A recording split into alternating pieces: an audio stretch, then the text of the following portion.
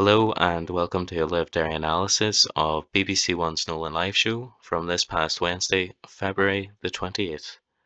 This week, Nolan takes a look at the fallout from the ruling by a High Court judge in Belfast, which stated that certain elements of the Northern Ireland Troubles Act were not compatible with the Windsor Framework.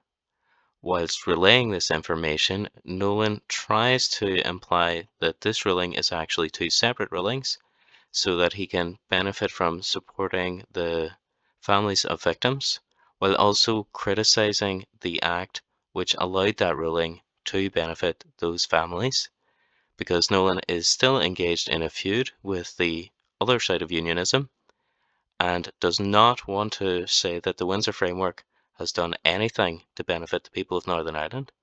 He also implies that this shows that the European Union has been exerting legal influence over the laws passed in Northern Ireland.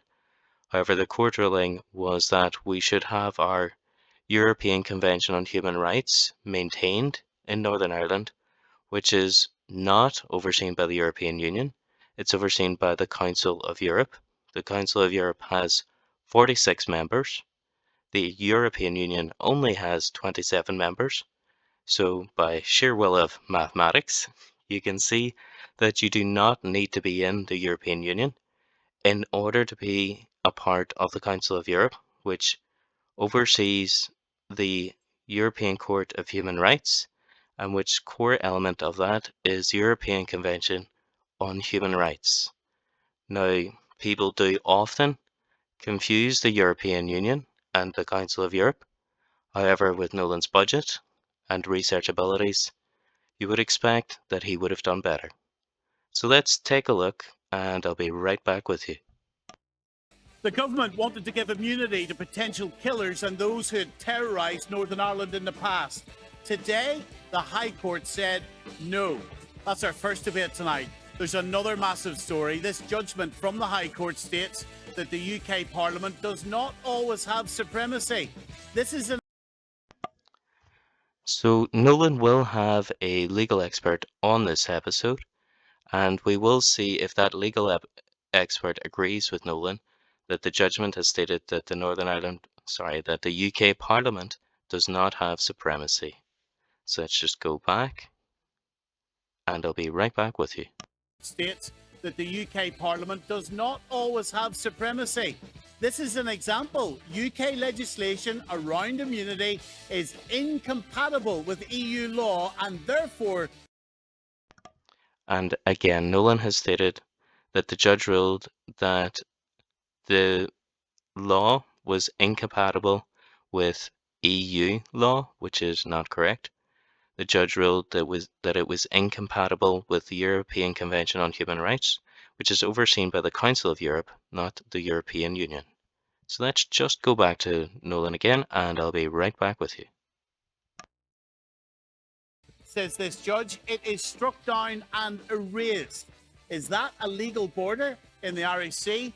Also on BBC Nolan Live tonight, the Health Minister Robin Swan is on the programme. He will tell.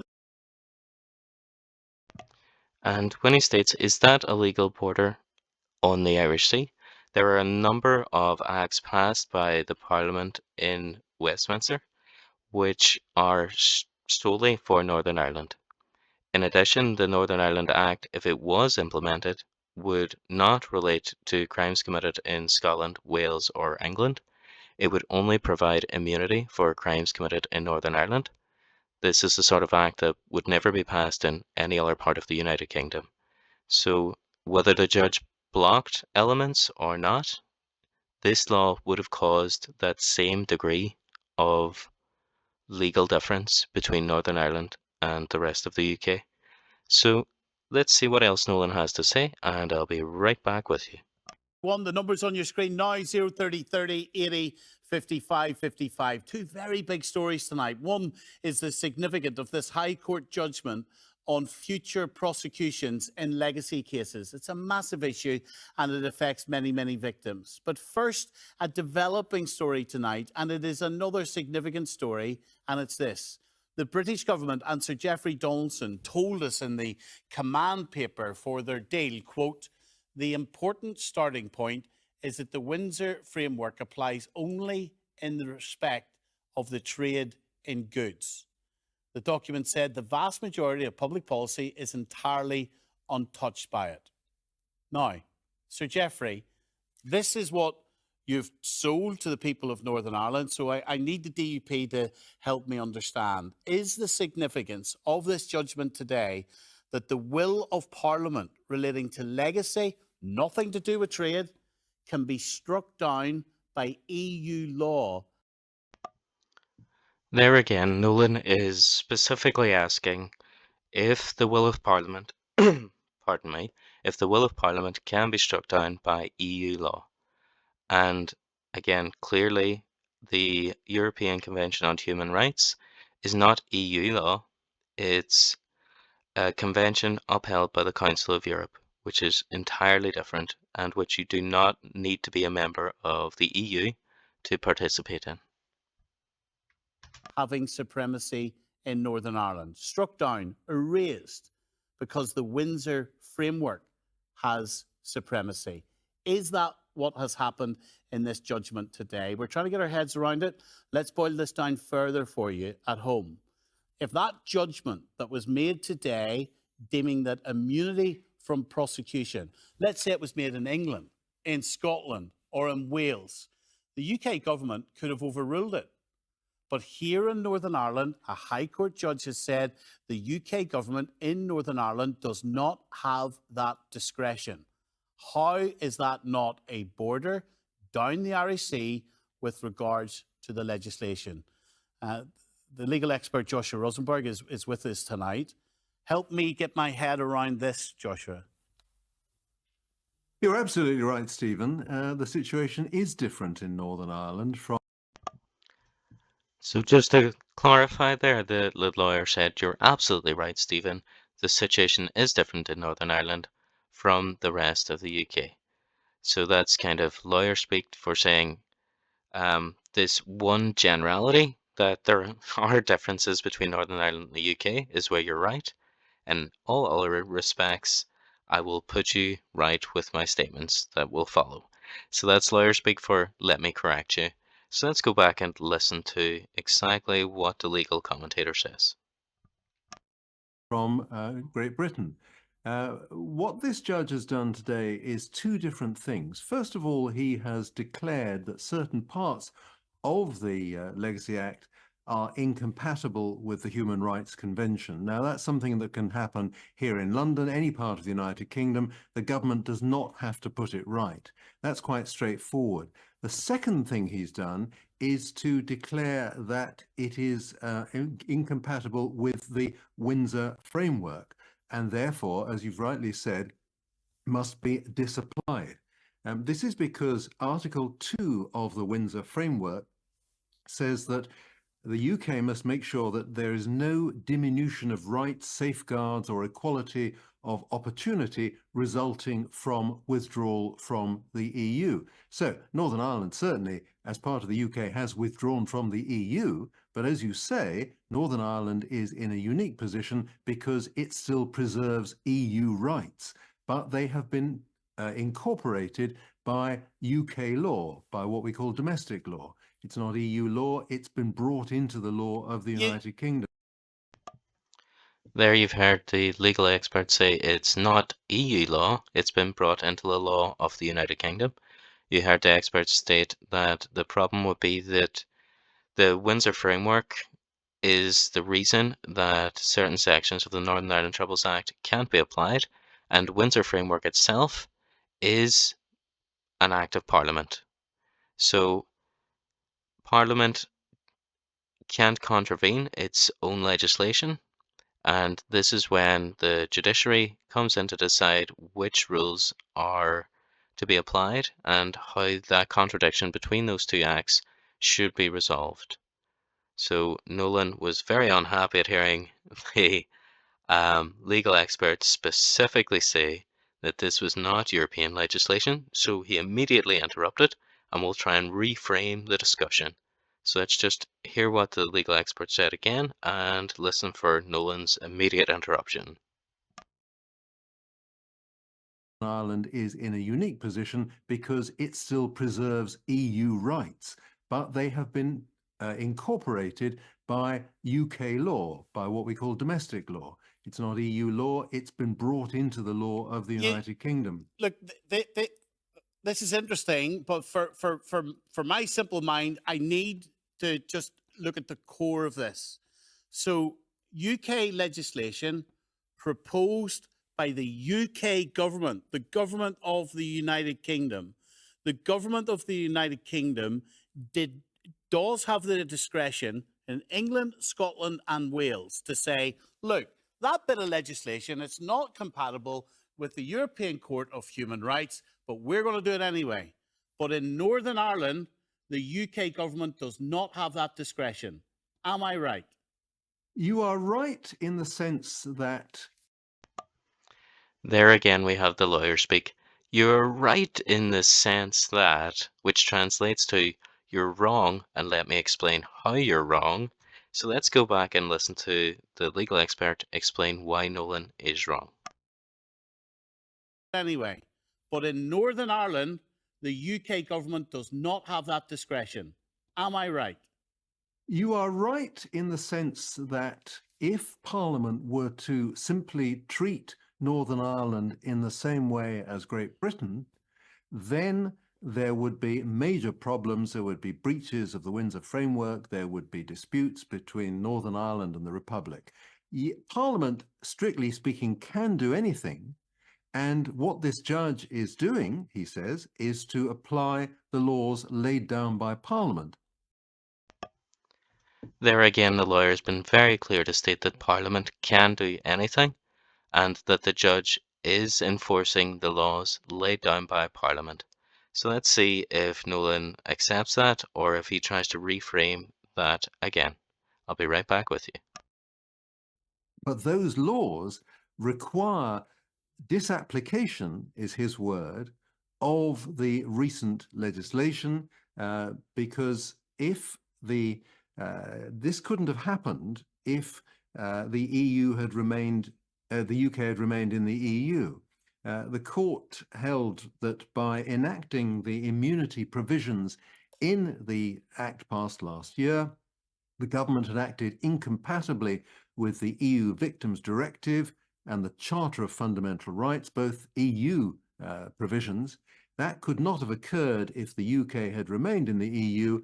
Therefore, the immunity provisions of the Act passed last year must be disapplied. But paragraph 46 in the command paper, in other words, that brochure that sold what the DUP and the British government had agreed.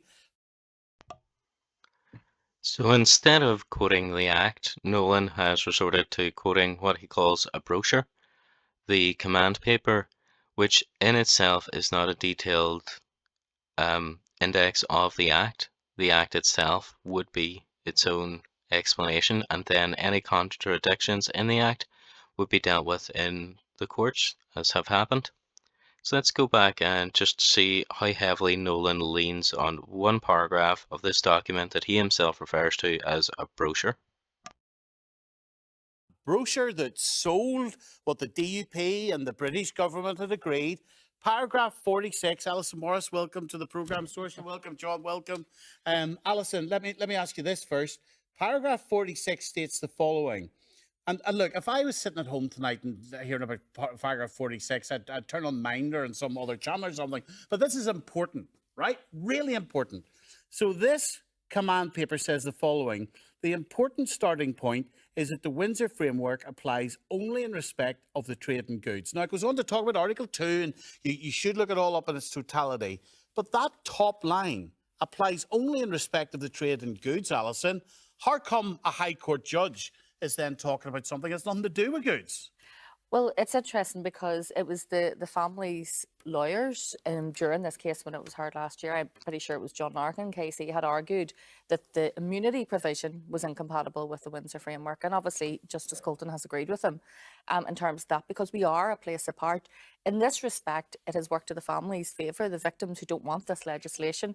And it's caused a major headache for the British government, who came up with this Windsor Framework in order to try and appease the DUP and get them back into government. And now, as a result of that, this legislation on victims that they were trying to railroad through without the support of any of the victims groups or politicians here, it has literally backfired on them very quickly as well. We always knew that there was potential bumps in the road for Jeffrey Donaldson, the DUP, in terms of this deal going forward, where aspects might arise where EU law would kick in and we would then have to have changes that would take us apart from the rest of the UK.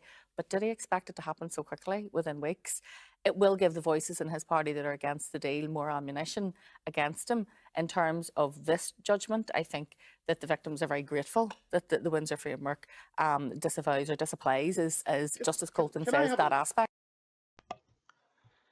I think another way to frame this would be that this gives impetus for the people in Scotland, Wales, and England to argue that they would like their human rights back. And again, just to reconfirm that the Council of Europe, which is in charge of the European Court of Human Rights, which is the enforcement body of the European Convention on Human Rights, has 46 members. The European Union only has 27 members. You do not need to be a member of the European Union in order to have the protections and safeguards of the European Council of Human Rights and the European Convention of Human Rights. So I think this should spur on the people in Great Britain to demand their human rights back.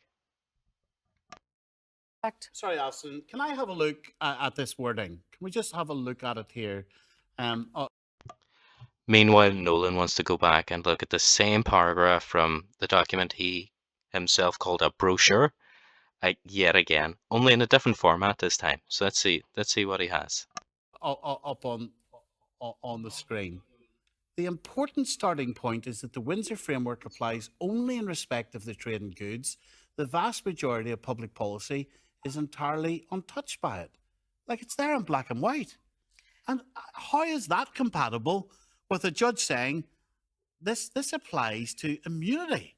Well, this is the summary of the judgment that I received today when I was in the court, as that judgment was being read out. And it also says in black and white that the amnesty is incompatible with the Windsor Framework, which has supremacy. And we know that. So this legislation, the Windsor Framework has supremacy over the Troubles Act and that legislation, and therefore that's why it's been disapplied.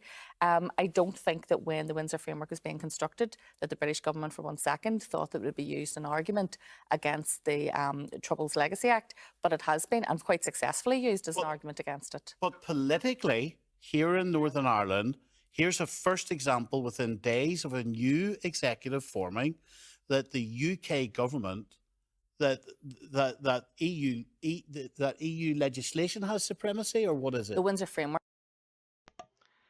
Again, Nolan's play acting here is spectacular. Now he's asking, after being told by the lawyer repeatedly that the Windsor Framework is implemented by the UK Parliament and that UK Parliament law is then used to measure against the Northern Ireland Troubles Act to see if there are any incompatibilities with those two different UK acts. And a judge has decided which one of those UK acts have primacy over the other. And because the Windsor Framework has primacy over the Troubles Act, it means that the UK government can't allow the immunity provision of that act. So again, Nolan is just he's completely forgotten what his expert told him repeatedly. So let's just have a look at this again. Maybe he's genuinely forgotten almost immediately. Let's have a look. That EU legislation has supremacy, or what is it? The Windsor Framework has supremacy in terms of this in terms of the Troubles legislation. Justice Colton says that in terms of this, the Troubles and Legacy Act, that the Windsor Framework has supremacy over that. It has primacy, is the exact word he used. Do you think that's all right? Stephen, I'm glad that Alison has framed this in terms of the families, and today is very much their day, and we mustn't lose sight of that. Obviously, this is a complicated judgment insofar as you've had Josh on there as the legal expert, and myself and Alison and others trying to pour through that judgment and what it means. Clearly, Just before we continue, keep an eye on these text messages that have come into the Nolan show. So I've seen these already. So of the 4 messages that come in, 3 of them are signed anonymous, and all 4 of them support the narrative that Nolan has been pushing, that there's now a legal border in the Irish Sea because people in Northern Ireland have retained human rights. So let's have a look at this first message that's come in from Anonymous. And the message states, when are the people going to wake up? The Irish Sea border is still there. The DUP fooling everyone for now. Signed, Anonymous. Let's see the next one. this is on foot of the ECHR element of it in terms of diminution of rights around Article 2. And here we have another message. The ECHR has nothing to do with the Windsor Framework. The UK government cannot overrule it. Example, Rwanda. From Anonymous. Let's continue on and see the next message. So we know that that is something that is there. And as Alison says, this has come to the good in terms of protecting the rights of people. And next we have a message from Jim. I'm sure it's definitely not Jim Allister. And the message states, Westminster is not the supreme sovereignty in our country now. Thanks DUP, let us all down. Jim. Definitely not Jim Allister. Here. So this is one of these situations that will arise time and time again because it isn't. And here we have a third anonymous message. And the message states, the court ruling shows what a mess the oven-ready hard Brexit has been. Okay, so of the 4 messages that came into the Nolan show that were selected, 3 anonymous messages were selected, 1 message that wasn't anonymous was selected, and all 4 messages were of the same political inclination. They all wanted to paint that there's a hard border down the Irish Sea and that European law is supreme in Northern Ireland beyond the law of Parliament, despite what the legal expert has said. So let's just return and listen to the rest of the debate, and I'll be right back with you. Quite as simple as black and white, and things will come and evolve and move on, and we will see more of this, I'm sure. Look, I'm going to be honest. I'm trying to learn about this tonight, the significance of this judgment. But where my mind is going is that if this judge in this case has talked about this, the Windsor Framework having supremacy, okay, then does that mean that, for example, with the Rwanda bill and what could happen to immigrants, that Northern Ireland could be a place apart in terms of how we deal with them than the rest of the UK? Well, we know that already there have been rumblings on the backbenches in terms of how people have sought to use that in a political sense. Obviously, for us as a party, our key starting point has always been no diminution of rights, and that's critical. And I think what sets us apart in terms of other parts of the UK, as Alison and Josh have said, is that we do want to hold on to those rights, and that's on foot of that ECHR bit. And obviously the judgment sets out very clearly where that then comes and on what limb. So for us, the starting point has always been about people and protecting rights. And certainly if others want to play politics with it and whatever, that's kind of the name of the game in terms of what we do. Politics? People have different views. Is the UK Parliament supreme or not?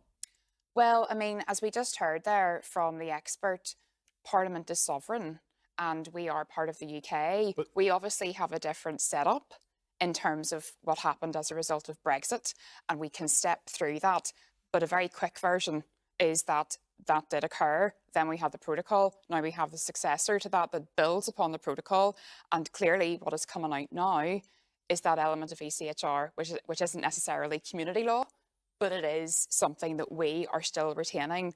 And ultimately for us, as I said, our starting point is making sure that people do have their rights. And today that has come through for families and victims. And I want to move on to the victims and the whole significance of that judgment, Alison. But just before we do, so for the likes of the Lord Morrows, the Sammy Wilsons, the Nigel Dodds, is this one of the first key examples of what they've been talking about? Well, today, when I was finished, obviously I came from the court and the political reaction started coming in, and Jim Allister was first out of the block with "I told you so." This shows that the Windsor Framework is not all that the deal was not all that Jeffrey Donaldson tried to sell it to be. It'll clearly be used by those within the DUP who are making those speeches in the Lords and making speeches in the Parliament and clearly trying to undermine their leader, but doing so, I think, in a very tactful way rather than coming out and attacking him publicly. But yeah, it'll be used for them going forward. But also, I wouldn't, I would agree with Saoirse that this is the first time this has happened now, but it'll not be the last. We'll see this coming up time and time again because there will be other challenges. And also, this could be appealed. This could go to the Supreme Court. You'll hear this argument made time and time again.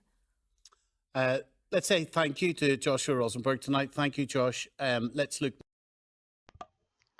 The look on the lawyer's face is priceless. Let's just watch that one more time.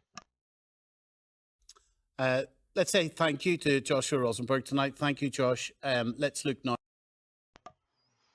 Brilliant. Anyway, thank you for listening. Please like and subscribe. It really does matter. It helps small channels like this to grow. And hopefully, with enough likes and subscribes, we'll be back again with more reviews. Thank you. Now,